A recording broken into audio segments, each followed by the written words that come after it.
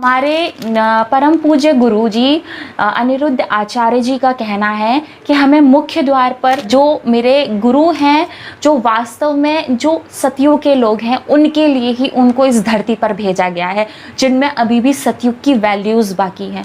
तो वो हमेशा ही इस प्लेट का जिक्र करते हैं अपनी कथा में, और उसी से संबंधित आज मैं ये वीडियो बनाने जा रही हूँ। और ये वाली बात बिल्कुल सत्य है कि वास्तु से ये उनका कहना बिल्कुल सच। जय श्री कृष्णा, मैं रोहिणी दीक्षित आपका स्वागत और अभिनंदन करती हूँ अपने इस यूट्यूब चैनल पर। और आज हम बात करने के लिए जा रहे हैं घर के मुख्य द्वार को लेकर। हम अपने घर के मुख्य द्वार पर क्या ऐसी चीज़ों का ध्यान रखें जिससे कि हमारा मुख्य द्वार सुंदर तो लगे ही लगे, वहाँ पर वास्तु से जुड़ी हुई हम कुछ बातों का ध्यान रख सकें।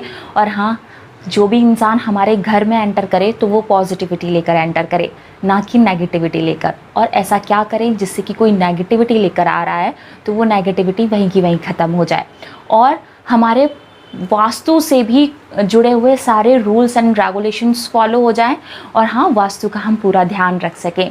तो हम आज बात करने जा रहे हैं मुख्य द्वार से संबंधी। सबसे पहले हम बात कर लेते हैं कर्मा टर्न्स अराउंड। जो हम करते हैं वही हमें मिलता है। चलिए, आज हम बात करने जा रहे हैं मुख्य द्वार से संबंधित। हमें मुख्य द्वार पर क्या ऐसा करना चाहिए जिससे कि हमारे घर में हम पॉजिटिविटी को इनवाइट कर सकें। आज मैं आप लोगों के साथ में एक आइटम है जिसका मैं आपको रिव्यू देना चाहूँगी और उसके बारे में आपको बताना चाहूँगी। सबसे पहले हम उसी से शुरुआत करते हैं। और ये मैंने ऑनलाइन ही मंगाया है और ये बहुत ही खूबसूरत है। और हाँ, ये हमें हर घर में लगाना चाहिए। वहीं पर हम अगर बात करें तो आपने अनिरुद्ध आचार्य जी, हमारे जो अनिरुद्ध आचार्य जी हैं, जो हम सबके गुरु हैं, जिनकी कथा मैं मोस्टली सुनती हूँ, और जो मेरे गुरु हैं, जो वास्तव में जो सतयुग के लोग हैं, उनके लिए ही उनको इस धरती पर भेजा गया है, जिनमें अभी भी सतयुग की वैल्यूज़ बाकी हैं। तो वो हमेशा ही इस प्लेट का जिक्र करते हैं अपनी कथा में, और उसी से संबंधित आज मैं ये वीडियो बनाने जा रही हूँ। और ये वाली बात बिल्कुल सत्य है कि वास्तु से ये उनका कहना बिल्कुल सच साबित होता है। हमारे परम पूज्य गुरु जी अनिरुद्ध आचार्य जी का कहना है कि हमें मुख्य द्वार पर भूत, काला घड़ा या फिर कोई हम चप्पल ये सब लटका देते हैं जिससे कि हमारे घर को नज़र ना लगे।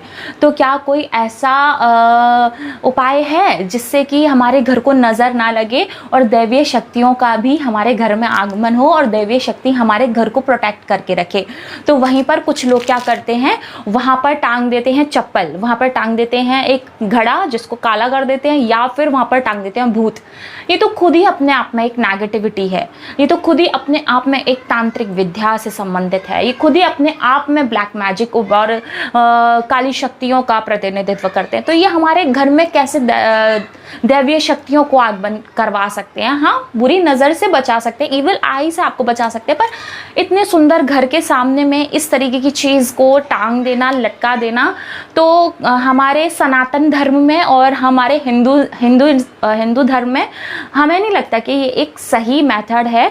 तो इसके लिए आज मैं आपको बताने जा रही हूँ इस प्लेट से संबंधित बात। ये प्लेट ऑनलाइन परचेज की गई है और जो कि बहुत खूबसूरत है, और आप इसके बारे में देख रहे होंगे। मैं आपको करीब से दिखा देती हूँ और मैं आपको इसके बारे में समझा भी देती हूँ कि इस प्लेट की आखिर ऐसी क्या खासियत है जो इसको हम अपने घर के बाहर फ्रंट पर अगर लगाएं तो हमारे घर में दैवीय शक्तियों के द्वारा हमें प्रोटेक्शन रहती है।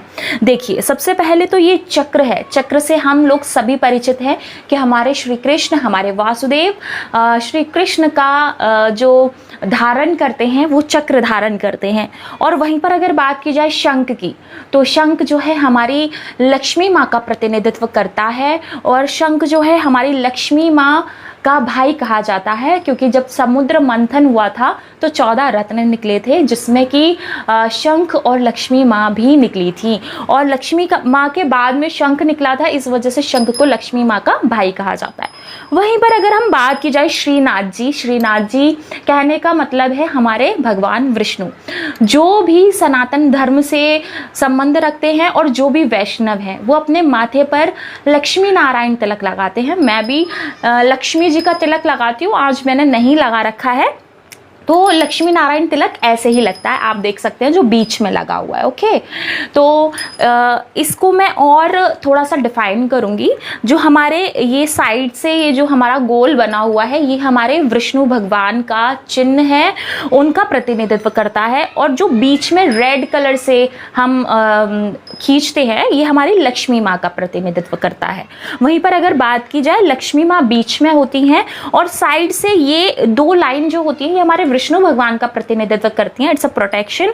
और नीचे में जो ये लाइन खींची होती है ये एक सिंहासन है, जिस पर कि हमने अपने भगवान विष्णु और माँ लक्ष्मी जी को बैठने के लिए विराजमान किया है। और हमारे सनातन धर्म में भी जो भी वैष्णव होते हैं वो अपने माथे पर वैष्णव तिलक ऐसे ही लगाते हैं, आपने देखा होगा नाक से वो लगाते हैं।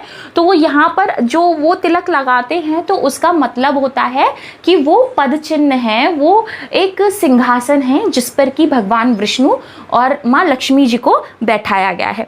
तो ये एक सबसे सुंदर और सबसे महत्वपूर्ण आपका डोर, मतलब डोर पे लगाने के लिए सबसे अच्छा है, जिससे कि दैवीय प्रोटेक्शन रहती है। वहीं पर अगर बात की जाए विंग चैन की, तो देखिए आप विंग चैन लगाते हैं अपने घर पे मेन फ्रंट पे, जो कि आपने सुना होगा बहुत ही शुभ मानी जाती है। तो इसमें घंटियां भी लटकी हुई हैं, बहुत सुंदर सी घंटियां लटकी हुई हैं, और घंटियों के ऊपर मैं पूरी डिटेल में वीडियो ज़रूर बनाऊंगी कि घंटियों की क्या महत्व होता है हमारे सनातन धर्म में।